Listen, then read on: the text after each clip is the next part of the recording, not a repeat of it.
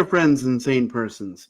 Welcome to another episode of Wednesday Whimsy. I'm Kyle, and Wednesday Whimsy is a short show I do every Wednesday evening where I talk about a board game, a top 10, a board game related topic, something that happens to be on my mind. Well, we are getting toward the Thanksgiving season in the U.S., and so I thought today I would do a talk about my top 10 Thanksgiving games. Now, that could mean a lot of things based upon where you are in the world and in life.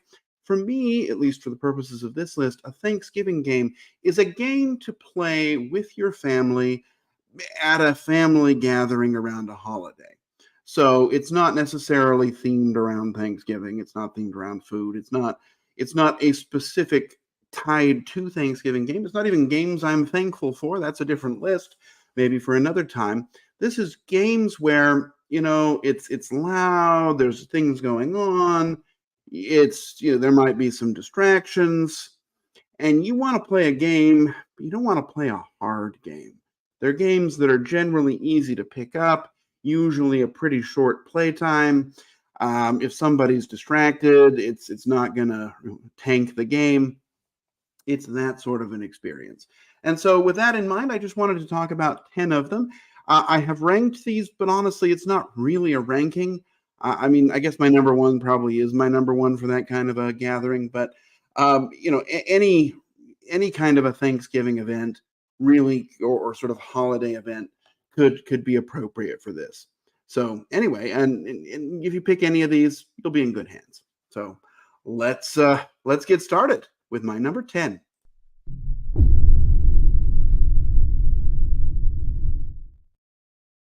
All right, my number 10 is a game. It's probably the one that requires the most attention on this list, but it's not very much.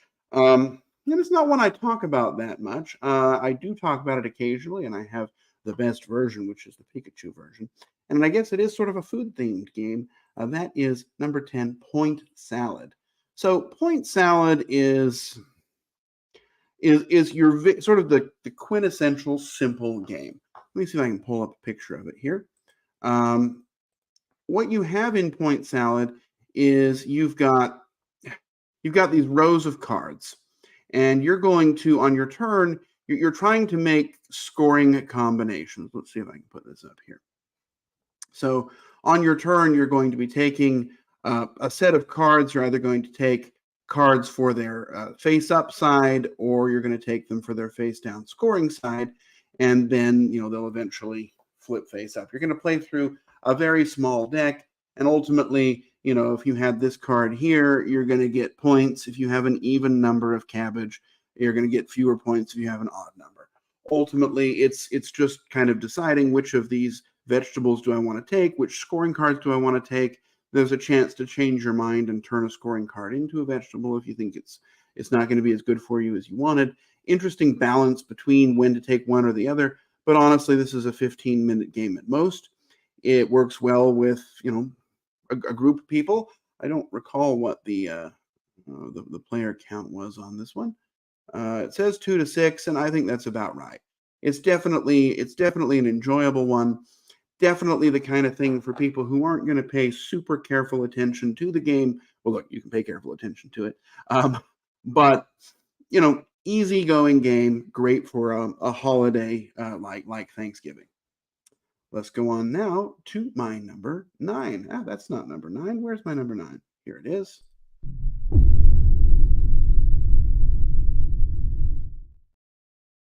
My number 9 is a newer game, and this one is probably the heaviest game on the list.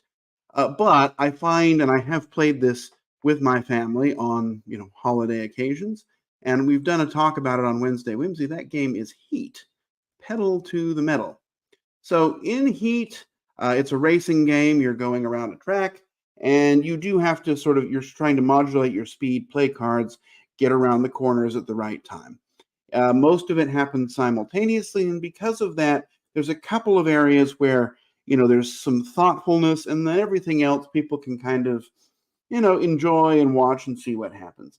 The rules are pretty light, yet the game is pretty satisfying. It is definitely the longest game on the list. It's not that long of a game once people know what they're doing, but probably much longer than Point Salad, for example. Anyway, but it's still a great game to play around a holiday. Number 9, Heat. So let's go on now to number 8.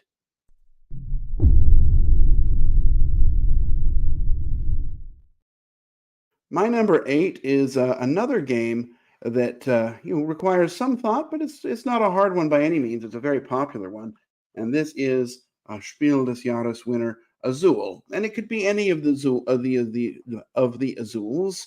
There are several versions of it, but I'm going to go with just sort of the basic one because that's the easiest one.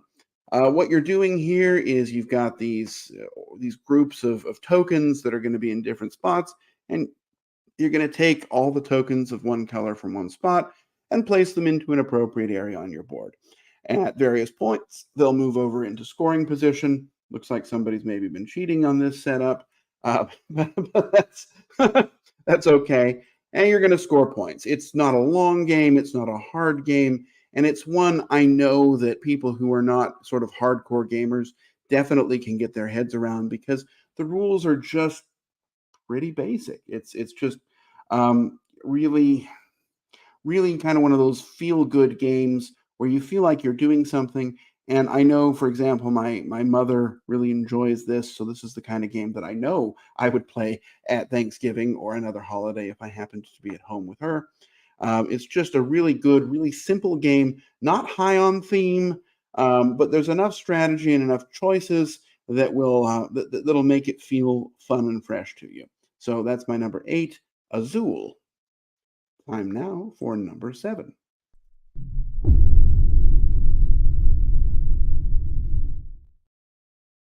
So my number 7, I'm kind of cheating because this is actually 2 games I'm going to tell you about. But the 2 games are they're so comparable that I really would have a hard time recommending one over the other. And those games are Similo and Unusual Suspects. We'll look at Similo first.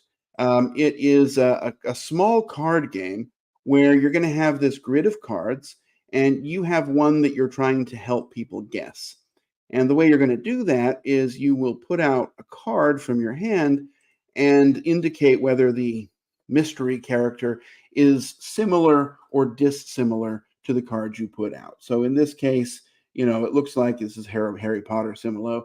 They're saying that the person, I don't know which way this is facing, but the person is similar to Harry Potter and dissimilar from Voldemort and Ginny Weasley. Or the reverse, depending on how people are sitting around the table. But it's and there's a bunch of different ways to play. There's a bunch of different, I guess, characters you've got sort of a fairy tale type set. You've got an animal set, obviously a Harry Potter set. And it's just going to be that kind of thing. You're trying to narrow down a list of characters by providing clues about what's similar and dissimilar. Unusual Suspects is kind of the same thing, but instead of similar and dissimilar, you're going to be answering questions or providing questions about the people who are out there. So, the question, you'll have this grid of people, and there might be questions, do they often skip meals? And these are obviously things you would not know about these people because they're just, random people. It's just not actual people you would know. Are they religious? You can't really tell by looking at somebody, but that's kind of the point of the game. You're trying to help people, I guess, come up with their own prejudgments about people based on their appearances. And then ultimately you're trying to help them find the one character that sort of eliminate everybody except the right sort of mystery character. It's just, which one you pick is going to depend on A, whether you would prefer some sort of a theme that people may or may not know, and B, if you if you prefer doing it with just similar or dissimilar, or whether you enjoy kind of that extra layer of answering questions about people based on their appearance. Either way, it's going to be a great experience. It's very easygoing. It's a fast game. You'll play several times through. Both are cooperative for the most part, and I think they're both a lot of fun. So I don't know which one I would recommend. They are kind of the same thing, just kind of different spins on that same theme. Either way, my number 7 is Similo, or unusual suspects. Let's go on to number 6.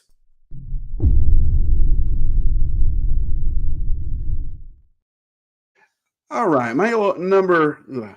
Excuse me. Let's try with actual words. My number 6 is an old game. It's been around for a very long time, and it's very much an easygoing card game, and that game is No Thanks. So in No Thanks, what you're doing is, let me put this up. You're trying to have the lowest score. Every card you take is going to be points equal to its value, but if you can make cards in a series, you'll take only the points from the lowest value of that series. And you have these chips which will take points away, so you want to keep as many chips as possible. You're going to go around and around in a circle, throwing a chip out. People will either take the card with all of its chips or throw more chips out. And when you take the card, of course, you get all those chips. So it's trying to time when you're going to go in and take something, and eventually you might have to. So, do you take something bad early on so you get more chips, so you have more choices later? There's a lot of sort of small, simple decisions in a game that, is just going to take a few minutes. You're going to go around the table a few times. Everyone's always engaged because your turns are basically, yes, I take it, no, I don't.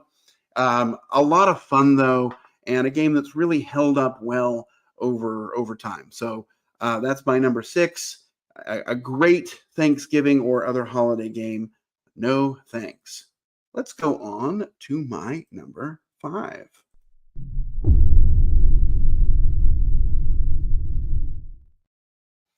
My number 5 is again a more complicated game, but not really. I mean, the complications here are just helping people understand how it all works together. But I've definitely played this one in holiday settings. This is a fantastic auction game. It's one of 2 auction games we'll have on this list, and this one is QE. QE, of course, stands for quantitative easing, which is an economic concept about governments sort of buying assets to keep money in the economy. I'm not really an economist, but that's what I understand about it. The hook of the game, though, is that in QE, you are bidding on these things that you want to get, and you can bid as much money as you want. You just write down a number. There's no sort of currency in the game. It's just the understanding that whoever spends the most loses, and whoever spends the least gets a small amount of points. But you want to make sure you're not just spending the least. You want to make sure that you're actually getting the things you need. So there's an interesting balance there, and it's fun to kind of watch the inflationary pressures that show up in this game, just because it's because all the bids are secret. You never really know. You only have limited information about what people are paying. So, as you see, you have sort of one public bid, and you can kind of see that one to gauge things, and it can kind of set set the tone for other people to bid. It's really kind of a raucous experience, even though it's a fairly thinky game, because it's kind of engaging and not hard on rules. Again, there's a little bit of figuring out how things score, but the core mechanism is write down what you want to pay and don't overpay for things. And I find it works really well at a family gathering around the holiday. So that's my number 5, QE. Let's go on now to number 4.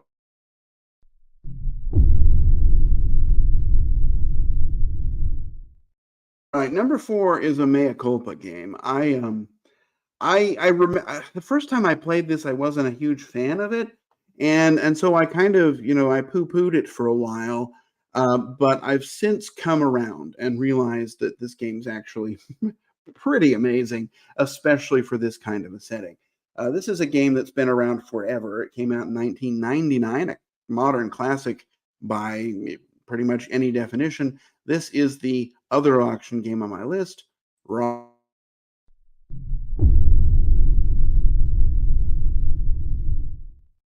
And yes, as you saw, it really is my number 4.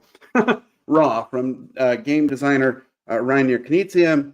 This is very much an auction game where you are, but kind of the hook is it's not just bidding. I mean, it is, but what you're doing in the game is there's this huge bag of tiles, and this is a different version than the one I have, but that doesn't matter. It's been lots of iterations. You have this huge bag of tiles, and each turn you can draw one out and place it on the board, or you can start a bid. And kind of the hook of the game is that you have a limited number of these bid tokens. So, you can only make, in a four or five player game, you will make 3 bids or win 3 bids in the round. When you bid, it's once a round, and the person who starts the bid gets to go last and kind of have, that final call of whether they want to take something or not.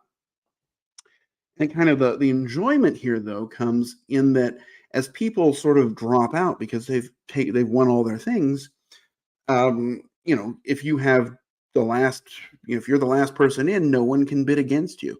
And so there's a little bit of pushing your luck as you're trying to let this thing fill up with as much good stuff as possible. Now, there's bad things as well, and you don't want to get stuck with those. That's terrible. But the real joy comes in that when there are these red tokens, these red raw tokens, when you draw one out, it advances the game timer on. And when the last one for the round comes up, that this sort of boat marker gets to the end, the round is over immediately. There is no final bid. And people who've been waiting for sort of that perfect turn often end up with nothing. And that can be really very satisfying. It's a lot of schadenfreude in the game, but there's a lot of Freude as well. And I really think that Raw works well. The rules are so simple, and there's such an interesting level of interaction and joy as you chant and root against each other. Raw is one that I was wrong about all those years ago, and I'm really glad that I gave it another chance. Number 4, Raw. All right, 3 to go. We're on our number 3. Let's go to it.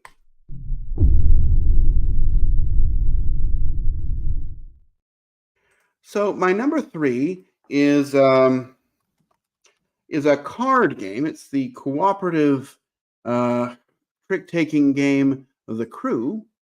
And, Mission Deep Sea is the preferred one for me, but both of them are good.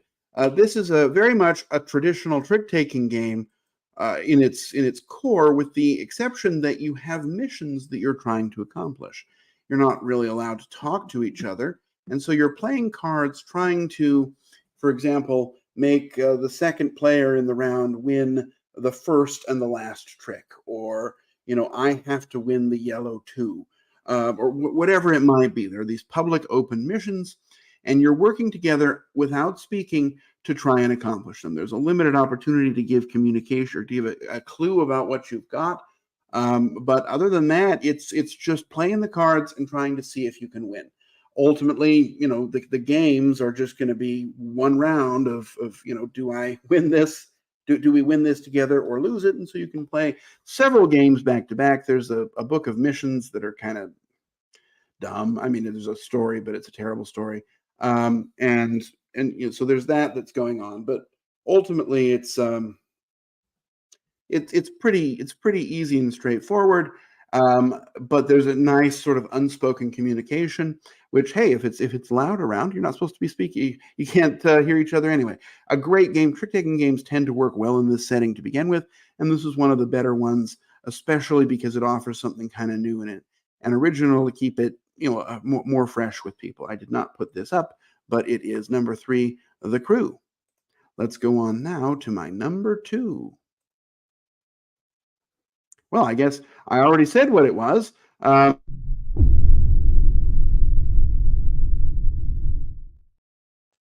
I guess I clicked the wrong button and put the title up first, but that happens from time to time. My number 2 is it's one game. It's just 2 different iterations of it, depending on which one you're able to find. One of them uses an app and one of them doesn't, is really the only difference. I'll go with Insider, which is the original, but Werewords is the same game, just with a werewolf theme. In this game, it's a game of question and answer, kind of like 20 questions, but without a time limit or a limit of questions. So there's a limited timer, and there's one of these words that people are going to be trying to guess. And so, for example, if the word was body, everyone would be asking you if you know the word, yes or no questions, trying to come up with the word body.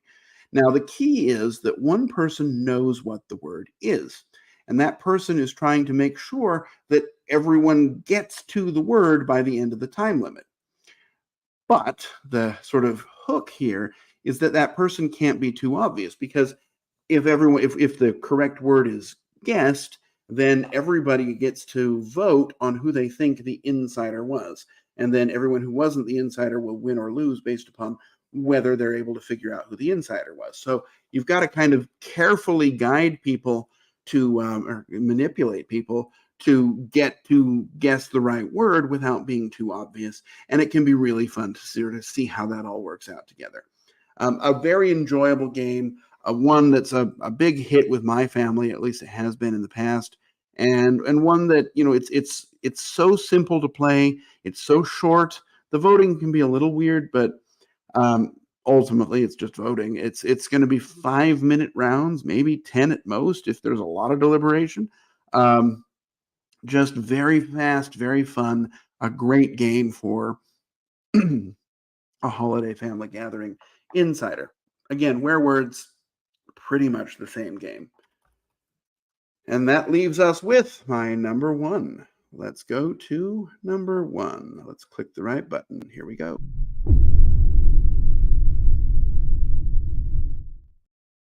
My number one is, again, 2 games because I like to cram. It's Thanksgiving. It's all about cramming things in, right? My number one is a fantastic party game, just a delightful one to play. This one is Just One or So Clover. And honestly, they're almost the same. They're just sort of different spins on the same theme. So talking about Just One, there's going to be a word that is chosen. Let's put this up here. And everyone will know the word except one person. And so everyone's going to be writing down a clue, a one-word clue on these little boards, and then you'll reveal them to each other, not to the person who's going to guess. And anyone who wrote the same word is going to be eliminated. So that will knock out some clues if people put things that were too obvious, or if everyone put something too obscure, then the person might not be able to guess what it is. But so, for example, if the word were tie, like we have here, if someone says neck, someone says bow, someone says result, I might be able to guess that. But if 2 people say neck and another and all I've got is bow and result, well, I might not be able to get it.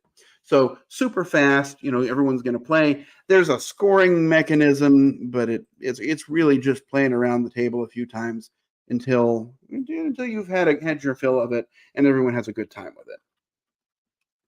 Its kind of cousin, So Clover, which I'll put out here, is largely the same. It just takes a different form. Rather than a one person guessing while everyone gives clues, it's the reverse. You're going to be giving clues and everyone else is going to be guessing. So you have these cards that are put on this little clover board, and you're going to write a word on each leaf that connects the 2 words that are pointing to it.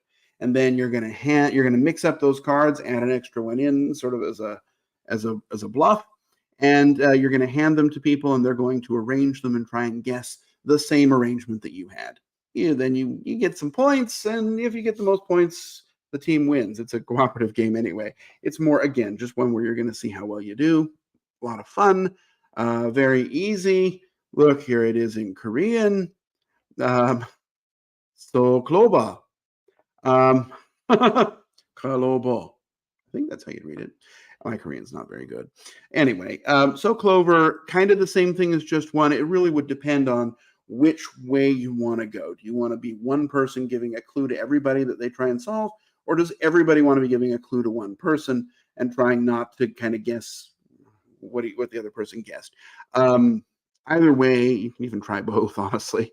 They're both great games, lots of fun, very enjoyable, and a great way to spend a family gathering. So there you have it, 10 great Thanksgiving games, or games to play at Thanksgiving or Christmas or whatever holiday or family event you happen to be at, regardless of, complexity level. These are games that will really work with anyone. I guess people have to be able to read. But anyway, that's what I've got for you. I hope you'll enjoy these games and try them. I'm going to be traveling for Thanksgiving, so that'll be fun. But I have a pre-recorded next week's Wednesday Whimsy so that you have something to watch while I'm on the road. And until then, I'm going to wish you safe travels and courage when you need it. And I'll see you back here again next Wednesday for another episode of Wednesday Whimsy. Bye bye.